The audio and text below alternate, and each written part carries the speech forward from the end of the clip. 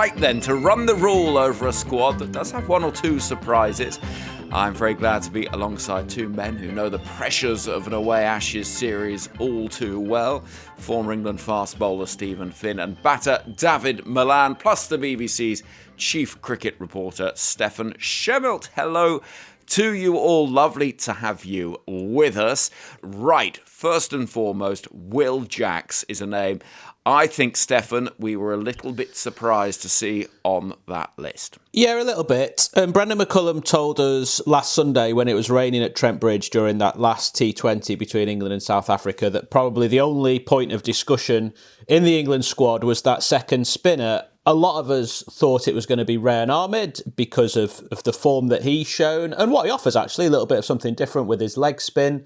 And maybe he could be that all-round option to cover for Ben Stokes if Ben Stokes can't get through the 5 test matches. I don't think Will Jacks was on many people's radar. Maybe Liam Dawson or Jack Leach might have been other names, but it felt like the ship had sailed for those two. But Jacks has got the nod. He has got similar qualities to Rehan Ahmed, really. He's a batting all-rounder rather than a bowling all-rounder. He mimics Shoaib Bashir in that he's a tall off-spinner. And he does give that all-round cover for England if anything were to happen to Ben Stokes. You could see that Jacks could slot in at 6 or 7 and England could still play 4 specialist seamers.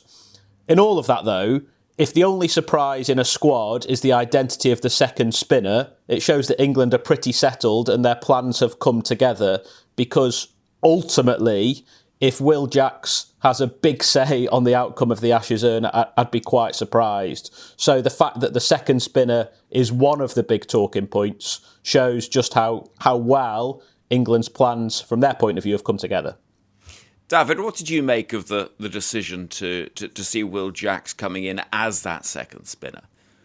Bit surprised, actually. I thought Liam Dawson would have been the one they would have gone for. Not necessarily only for his spinning, but for his batting as well. Lengthening that tail quite a bit. I know Shoaib Bashir, and if you've got Woody and Joff and those guys in the team at the same time, you've probably got a long tail, which Australia are really, really good at killing the tail with their bowlers.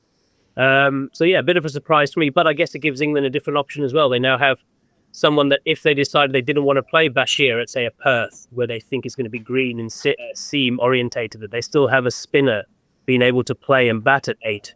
And without losing their seamers. So I think it gives them a couple of options now, even though it is a bit of a surprise. I think it does give them more options in terms of the structure of the team they want to go for moving forward if they decide a spinner is not going to be something they'd like to play or an out-and-out spinner they want to play at 1 or 2 of the grounds. 5 wickets in 74.1 overs in first-class cricket this year, Finney, for Will Jacks. You compare that to some of the performances we've seen from Dawson, Leach and Rehan Ahmed. I mean, numbers-wise, you could make the case that Jacks doesn't necessarily have the justification to be in the squad, but equally, we do know England like a tall off-spinner. We know that England are looking for somebody that is going to be able to offer something with the bat as well. And we also know that numbers in county cricket bear very little resemblance in terms of what England do in terms of their selections. Yeah, I think all of the above. I also think it shows how little they think that spin is actually going to play a part in this Ashes series. Perth, to me, doesn't look conducive to spin. Brisbane, day-night test, not conducive to spin. Adelaide is notoriously flat, but it doesn't spin. And Melbourne and Sydney in recent years have been seam bowlers' paradises over the last couple of Australian summers. So, I think they've taken a hedged bet on what they expect conditions to be like. I also think it's probably worth caveating the fact that the England Lions will be on Australia in the same cities at the same time. And they wouldn't be ruling out if they were presented with conditions that were going to be significantly spinny, which is clearly unlikely. Then they can just parachute someone in from that Lions squad, be it a Rehan Ahmed or someone of the like. Look, I think, as Stefan says, if our main talking point of this Ashes squad is the second spinner, then I think England will feel as though they're in a good place. The fact that they've kept that core of players together is good, I think, going into a series where Australia are particularly unsettled. with the batting lineup and the identity of those batters and the fitness of their bowlers. So I think a lot bodes well for England, but they will have to start the series well to make an imprint on him. Interesting what Steve Smith said to the BBC a couple of months ago, talking about the pitches in Australia. Their batters are going to be challenged a little bit differently to the wickets that they've had over in England for a while, which have looked pretty flat and good for batting. David, it's an interesting one, this, isn't it? Because you've batted with success in Australia. I remember that 140 you scored at the WACA, and everyone always talks about these sort of very distinctive conditions in Australia. But it is going to be a little bit different, perhaps, given some sort of shifting in terms of the conditions there. Yeah, well, from the first Ashes I played in, I thought they were extremely flat. Apart from maybe the WACA, I didn't find them that quick. They were a little bit bouncy, which they tend to be. But then moving to the second Ashes 4 years later, they were totally different. They were actually really spicy. They seemed like they nipped the whole game. They actually got worse as the game got on. Generally, they get a little bit better. I know Brisbane gets a bit quicker in general historically, but they actually felt like they nipped. The MCG wasn't the dead, slow wicket that it was over the last couple of years, and hasn't been the same recently. It's been really green and spicy. Plays a bit like Perth at the moment, and that new Perth one is totally different to the old Perth. The new Perth one is it's really steep bounce, and you don't look at it on TV, but it feels like it's constantly going to hit you in the throat off a length. It's got that really weird feel about it, even though it's a hell of a ground. So. Yeah, and if you look at the way Australia have played over the last couple of years, they have played on green, spicy wickets. They have played on wickets which have been more conducive to their seam bowlers. And that's probably why they've been in the same issue that England were a few years ago with their batters not scoring runs and being a bit unsure. But I would be very, very surprised if Australia turned up with some flat wickets against this batting lineup of England. I think they would want those spicy wickets and see if they're able to test their patience and test the Bazball theory, if that's what you want to call it still. Down in Australia with more bounce and a bit of movement. Steph, you've got a big smile on your face because this is a cricket writer's dream, isn't it? All these little narratives. It wasn't that. I was thinking that David shouldn't be saying that those pitches were flat when he got 100 at the WACA. He should be saying that it nipped all over the place and only good players would have got 100 there. That was the toughest one of the tour, I must admit. Yeah, well, we remember that James Vince dismissal against Mitchell Starc that game, which seemed like a Shane Warne leg break, or nipped off that little crack in the pitch. But look, Steph, this is the sort of thing that we love discussing, though, isn't it? How the surface is going to play, how the sides are going to pick themselves. I was wondering if Australia have just been trolling us for the past few years, in that all we've heard from English cricket, how long have we heard it, that you've got to have pace and bounce and hostility to do well in Australia? And actually, they've got a new Kookaburra ball that seems to be nipping all over the place. The pitches are spicier, and it's Scott Boland who's been tearing through India, and maybe it's the traditional English seamer who would have actually done well in Australia. We'll find out, won't we? Because we are told that the conditions are much different in Australia than what they've been used to be. So England might have spent all their time getting all these big nasty fasties together, and it turns out that, I don't know, Darren Stevens could have ripped through Australia. Right, let's hear from Will Jacks. He's been speaking to Rick Edwards on 5 Live Breakfast. On the back pages, everyone's describing you as the kind of surprise call-up. Was it a surprise to you? A little bit. I think when you're around the team and around the groups, there's always a possibility. And as a fan, the Ashes it's always been the biggest thing. And Ashes away from home, everyone looks up to that as a kid. And it's something I was hugely looking forward to, either watching and now obviously hopefully playing in it. How did you find out? Who calls you? What did they say? Yeah, Brendan Baz called me. Had a bit of a casual chat, and then after a minute just dropped it in. So it took me completely by surprise and definitely brightened up my morning. Did you feel like your form at the moment was definitely putting you in the frame? You've only played a couple of test matches for England before, but I guess they'd like what they've seen. Yeah, I think obviously that comes into play. I think hopefully my character around the group and what I can bring to the squad, it's obviously a 16-man squad, so everyone plays their part, and hopefully I can play a role in various different situations within an 11 if I have the chance, and I guess that's what I can bring to the team. And I guess they've seen from your white ball play that you can really help with both bat and ball, and so could be a very valuable member of the squad. Hopefully, yeah. I'm happy to play whatever role the team needs, and that's what I've been doing in the white ball. It's a great environment to be a part of. What Harry and Baz have been doing in the white ball, and obviously with Stokesy and how he's led over the last 3 years with the test team was great to be a part of when I had my small time with them, and to watch has been incredible. So I'm really looking forward to being a part of it again.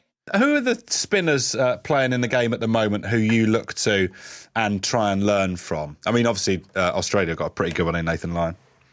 Yeah, I was going to mention Nathan Lyon. I think he's been doing it for so long and on sometimes Australian pitches that are seam favoured. So he's someone who I think all spinners look up to with the amount of revs and bounce he gets on the ball. I think the person I've worked closest with has been my Surrey coach, Gareth Batty. He kind of pushed me when I was 21 years old from a more of a real part-timer to someone who really looked at it more with more importance, and he saw that opportunities would be there for me in the future if I did give it a real go. So around COVID time, when we had an extended period of training, we really focused on it there, and then it's been a progression from there. You've got a broken little finger at the moment, I think. How's it feeling? Yeah, it's my ring finger on my left hand. It's okay. It's a bit sore. Unfortunately, I'll be out for a little bit, so no white ball tour to New Zealand for me. But I'll be ready for the Ashes and excited for that. Yeah, are you ready for? I mean, yeah, you've played in a lot of high profile games, obviously, but the scrutiny that everyone gets in an Ashes series is something else. Is there any way that you can kind of get ready for that? Yeah, I've obviously seen that on the TV growing up, and over the last few tours, it's something that I'm firstly just excited to be a part of. Obviously the vocal Aussie fans and kind of being 15 of you against all of them is something that I think everyone would love to be a part of. But yeah, you'd hope that the cricket I've played so far, the experiences in the IPL where you're playing in front of incredibly loud and high numbers of crowds, and playing for England, anytime you play for England is high intensity and high pressure. So hopefully I'm prepared, and we'll find out. What sort of person are you to coach? We come across so many different coaches with, obviously in cricket, we play with multiple different teams. It's not just the same coach all year and different round. Balls as well. So yeah, exactly. So every day is different, and there's a lot of information, and you have to filter that to what works for you best. So it's a bit of a learning curve. When you're young, you can kind of get overawed by the amount of information or advice, and it takes a while to figure out what really works for you. And I think I understand that now. So my training is quite specific, and you have your certain few guys that you would really go to if you need some work.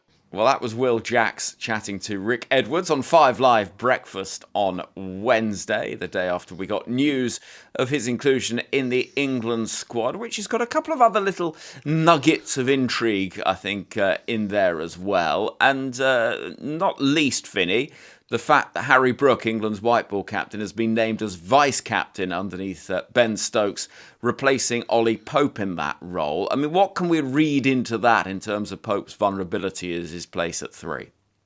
Well, I think a significant amount, probably. I think clearly they probably see now Brook, the way that he's captained in the white ball games, as the successor to Ben Stokes in the long run. So it seems like the logical switch in that regard, that he then gets the opportunity, if Stokes isn't fit, to captain England in the Test match format. But yeah, it removes a layer of protection around Ollie Pope, I suppose, when it comes to that number 3 position, where previously it's always been, well, he's the vice captain and you can't drop the vice captain. That layer of protection has gone now. So it makes him immediately more vulnerable. Whether they'll start the series with Jacob Bethel at number 3 is a further debate, because clearly they're very keen to double down on the fact that they think Jacob Bethel is an excellent player. They did that during the white ball series just now that they played against South Africa. They kept playing him. And they clearly think that he's supremely talented. So I don't think it's out the realms of possibility that he will bat at number 3 in that first Ashes test. But I do think that's going to be the one selection call that England will have to make. Can I just ask to both of you, Finney and Dawid, why do England need an official vice-captain Why does any team need an official vice-captain? Why do they need to tell us? And the reason I ask that is, if you look at the Australians, they've got Travis Head and Alex Carey, I think, who share the vice-captaincy duties. But if Pat Cummins goes down during the series, I think they've already said it'd be Steve Smith who steps up to lead. Why even tell us who the vice-captain is? Because all we're talking about now is you've taken the vice-captaincy off Ollie Pope, you've given it to Harry Brook, therefore Ollie Pope must be for the chop. Why do they not just say, oh, we'll work it out as we go? I don't think it necessarily means he's for the chop. That's a very but it's what we're talking about. Well, it's a very journalistic way of looking at it, Stefan. I am a journalist. Well, sometimes. But look, I do think it's something that is maybe slightly unique to English cricket in the sense that we like to name a vice captain. I wouldn't read all that much into it. I just think Harry Brook is now the second in charge. He's probably the second most trusted voice inside that dressing room, and it creates a sequence of authority through that dressing room. So yeah, I think for Ollie Pope it does remove that layer of protection that he has had at being the vice captain, but I'm not reading all that much into him. Yeah, I have to agree with Stephen there. I think Ollie Pope, and I think the surprising thing for me is, well, surprised and not surprised, I think Harry Brook is always going to be the next captain of England when Stokes decides that he's done. I'm surprised by the timing of it. I'm surprised that you could potentially have Ben Stokes, who I'm actually watching doing his fitness on the field in front of me here, but you can see him potentially going down as he's done in all the series. He's not got through a series for a hell of a long time, and you've got someone captaining in an Ashes series, something that they prepared for 3 years under this regime, to suddenly throw in someone who has never captained a test match. I don't think he's captained a first-class game before. Not that that matters so much, but just throwing him straight into an Ashes series when you've had this succession plan with Ollie Pope for a long time. So I think that's probably the most surprising thing for me, because it goes away from everything England have done over the last 3 years, which is to back the players, keep things the same, and keep it simple. Now, that's not to say I don't think Harry Brook should be the vice-captain. I think he should be. I think he should have been announced ages ago that he was the vice-captain. It's just the timing of it. But to agree with Stephen there, I don't think it's going to have an effect on selection. I don't think now that you're not vice-captain, you're suddenly not going to play the first test match. I think England would stick with exactly the same as what they've gone with over the last bit of time. The only thing that I think would be potentially different is if they decide not to play a spinner. Then I think they'll decide whether they have to change the makeup of the team a little bit, whether that's a batter out for a batter that can bowl or two batters that can bowl. And that would be the only thing I think. But yeah, I think it is, as Stephen said, it is an English thing to make someone a vice captain. I think everyone's pretty much a leader in that group and everyone's voice is heard. Maybe that just means slightly more responsibility in where it comes to selection and asking opinions on things moving forward, whether it be tossing or, conditions and so forth. You can see a scenario though, Steph, can't you, where, say, as Davin mentions, the fact that Ben Stokes has struggled to get through an entirety of a series, you get to match 4. Ollie Pope, who previously is across 3 matches, he's averaging 11. He struggles in the series. There's pressure on his selection place, yet he's the vice captain. And all this noise goes around. Actually, it removes that. And so in some ways, you might be protecting him a little bit. I just wonder what Ollie Pope is thinking today. And if you think of everything that we've been told by this England team and the messaging that comes out of the camp of, togetherness and supporting players and clarity of messaging towards the players. Ollie Pope has been vice-captain since the end of 2022. He has done a lot for England. He's stepped up as captain. He's kept wicket when they've needed him to and slid down the order. He stepped up to open the batting in Pakistan last winter. He's batted at number 6 when they've asked him to. Remember back at the start of this summer when Ben Stokes said there was a twisted media agenda against Ollie Pope when we were having the conversation of whether or not Bethel would come straight back into the side for the India series. And now out of nowhere, he's been dropped as vice-captain. And whether England like it or not, or whether or not it does mean anything that layer of protection has been removed between him and Bethel, we are talking about it. And we're going to be talking about it up until Perth. And if Ollie Pope gets put up for media, we're going to ask him, how do you feel about not being vice-captain? Do you think you're going to lose your place? it just feels an unnecessary knock to a player that has done everything he could for England. And yes, it's about results, but I think, again, Finney, we were talking about it at Trent Bridge. He averaged 34 across the summer against India. That is not stellar, granted, but that is what Ollie Pope has done across his career. Those are numbers that have meant England have stayed loyal to him. And if he averages 34 in the Ashes, I reckon England might win. Well, we'll pick up this conversation shortly. Make sure that you're subscribed to the Test Match Special podcast. We'll be uploading a new episode every single day of the Men's Ashes series this winter. And you can hear every ball of every match of the series on BBC Sounds. It all gets underway on November 21st. Before then, plenty coming your way with the Women's 50-over World Cup right around the corner. Every ball of every match from that as well. From India and Sri Lanka, it starts on the 30th of September. And England begin their campaign. The first tournament led by head coach Charlotte Edwards and captain Nat Sciver-Brunt on October the 3rd against South Africa. You'll be able to hear that on BBC Sounds with the match starting at 10:30 in the morning. The TMS Podcast from BBC Radio 5 Live. Stephen, what is England's best option at 3? See, well, this is the thing, because none of us know the answer. It's a really difficult. Yeah, exactly. And is Jacob Bethel the long-term answer at 3? No, I think that he is naturally a middle-order player. When I watch him bat, I'm not sure he is a number 3, but we're not blessed with people who are jumping off the page at us as specialist number 3 batters, because I do think number 3 is a specialist position. So then you have to take an educated bet on who you think is going to do a good job for the team. I think Ollie Pope has been an outstanding team man in the sense that he's been very selfless when he's thrown himself up the order, taken the gloves at certain times. He's always been very willing to do what he can for the team, which are outstanding qualities for a player to have.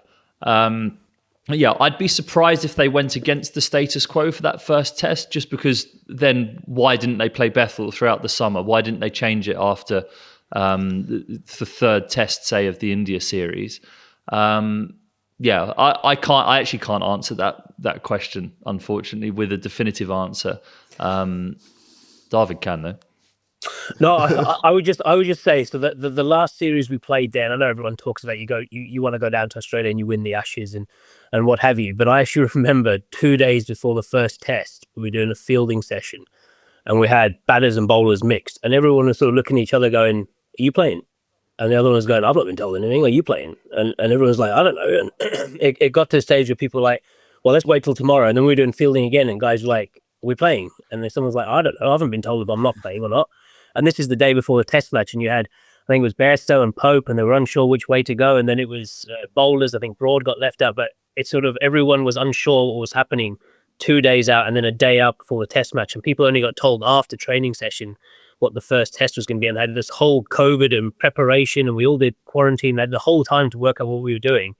And it got down to the last day after training before people knew what was happening. And I hope that this doesn't happen with this England team again. I would be surprised if it does, that they rock up and they're still unsure when they get to Australia who's going to bat 3. I don't think it's going to be as clear-cut as, let's see who does well in the one warm-up game we've got or the play against the Lions. I think they already know who the batting order is going to be, and it would just be whether it's a spinner or not a spinner. And if they don't play a spinner, whether it's a Bethel or Jacks that plays. And with all these Ashes series, the 5 test match series, you usually make a change after the 3rd test match.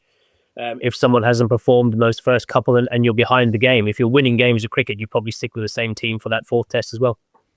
David, why is it such an important and challenging position as a man that has done it plenty? And why might some say that Jacob Bethel isn't a number 3 batter? Well, I wouldn't say he's not a number 3 until he's given a good run at it. He is technically, he's a bit like me. He likes to drive and he throws his hands at it, which is fine. That's the way he goes about it. But technically, he's actually very sound. He leaves the ball well. He's lined up very, very, very well. And I actually think he'd be quite suited for Australia if he leaves the ball well. But number 3 is a unique spot that you have no idea when you're going to bat.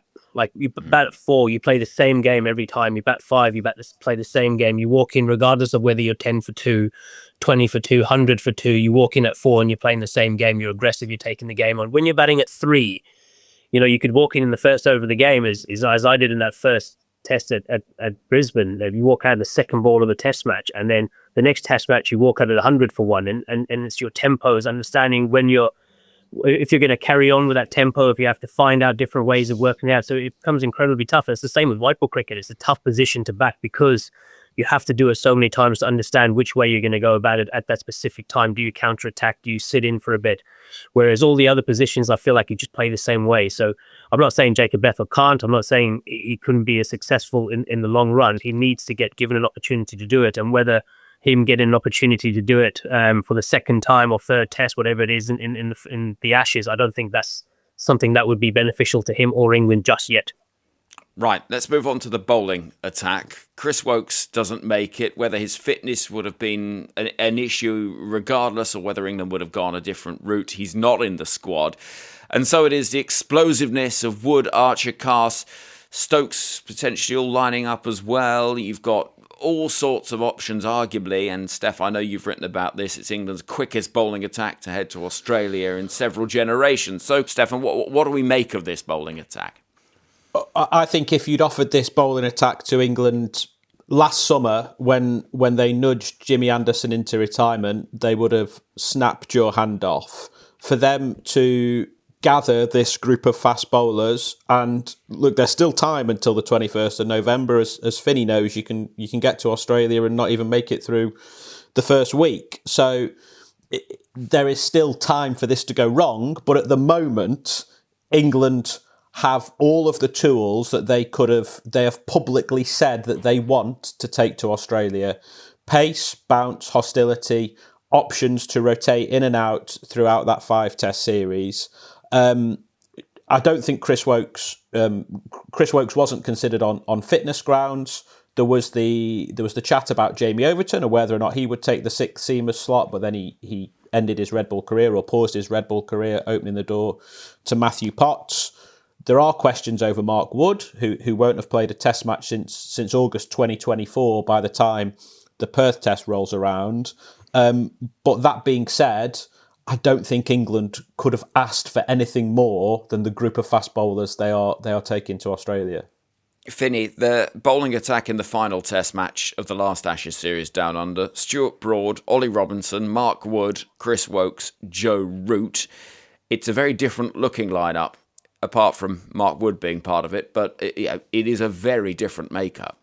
Yeah, I think everything has been angled towards making sure that these players have enough games and experience and fitness into them by the time they get to this Ashes series. The one caveat to all of this is that that the pitches have been a bit spicier. We don't know what we're going to get, but there is a necessity for a line and length bowler in there, which Matthew Potts is, but he's not been favoured when England have been presented with those conditions over the last couple of years in Test cricket. So I think that's an interesting addition to the squad. But certainly I'm excited about the way that these guys can go there and stamp a mark on the series. You look at the first couple of Test matches, Perth should be quick and bouncy. As David mentioned, the bounce there, feeling like it's going to rip your throat off.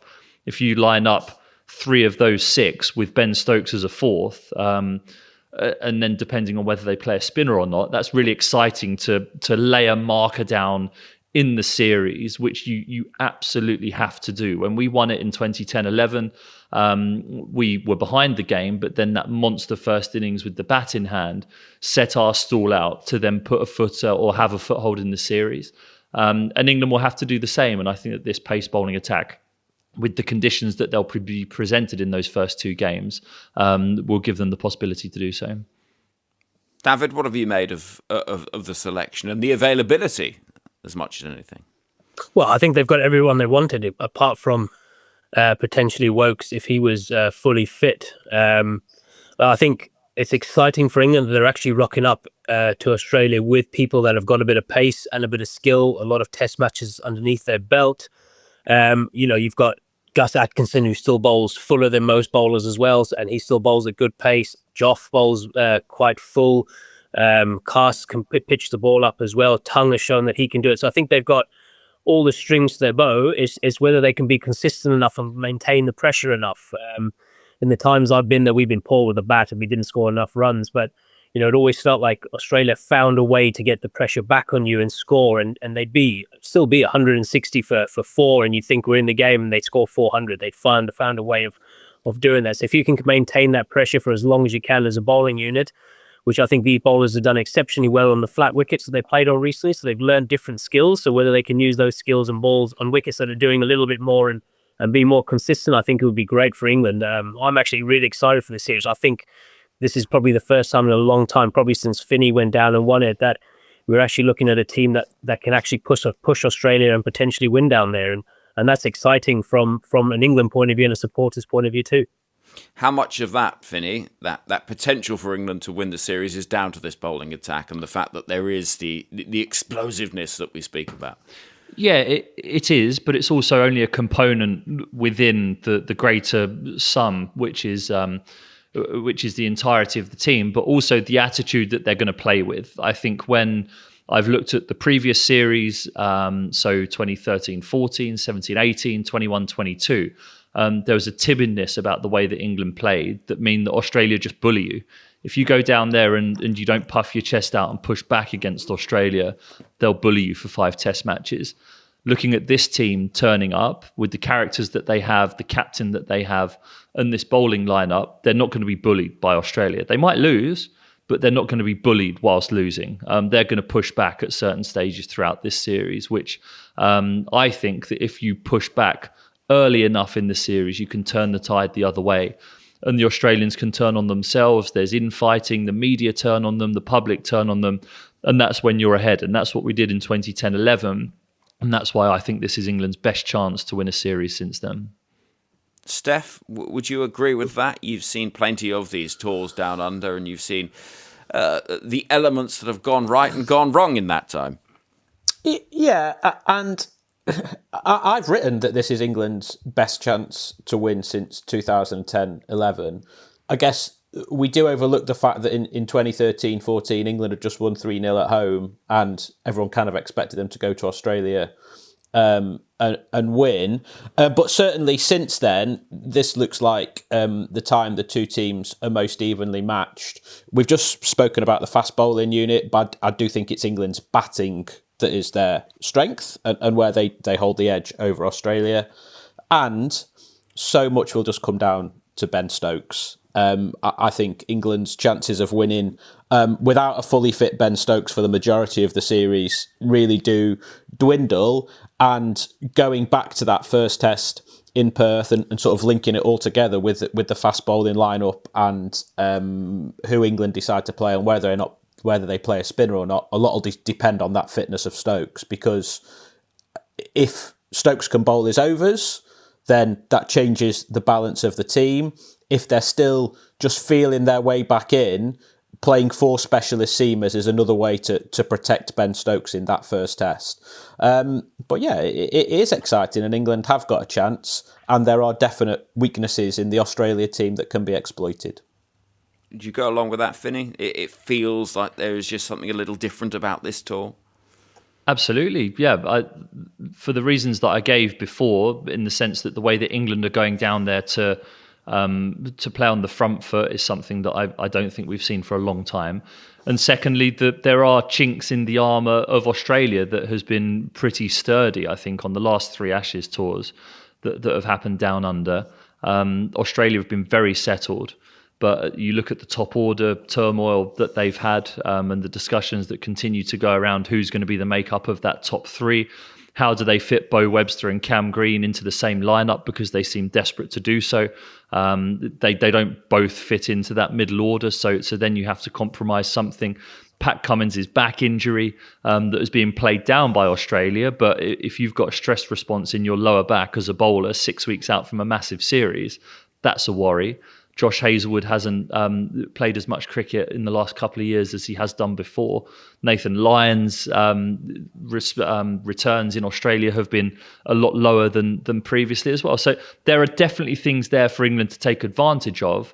Australia will draw on the good memories that they've had of Ashes series recently and will be desperate to give the send-off to those great players that I just mentioned in what will probably be their last home Ashes series. So everything's to play for. I'm super excited about watching it, and it's a tough one to call, but England 3-2. And David, we've not even mentioned Joe Root having yet to score 100 down under. I think he's due, isn't he? I saw him. He was in our change room when he played the warm-up game here, before he played all the test series, and he actually brought it up. He randomly was just talking about Australia and how he hasn't done it yet in any format, which is so surprising because he's been so consistent for so many years and he's done it so well. So that's something he wants to get off his chest, and I'm pretty sure, knowing Joe Root, that he would have worked out a way to have improved how he's gone the last couple of years. He'd probably studied how he's got out and how he wants to go about it, but he's been so prolific for England over his whole career, and it probably shows that if Joe is not as prolific as he is in a certain country, England aren't as successful. And I'm hoping that he finds it this year. I'm hoping that he finds the way he wants to go about scoring it. He gets that 100 off the chest, and I'm pretty sure if he gets 100 in that first or second test, he'll score 2 or 3 more in the series. He's that good a player, and he'll be that determined. So look, I think everything's in Joe's favour now. He's relaxed. He hasn't got the captaincy issues to worry about.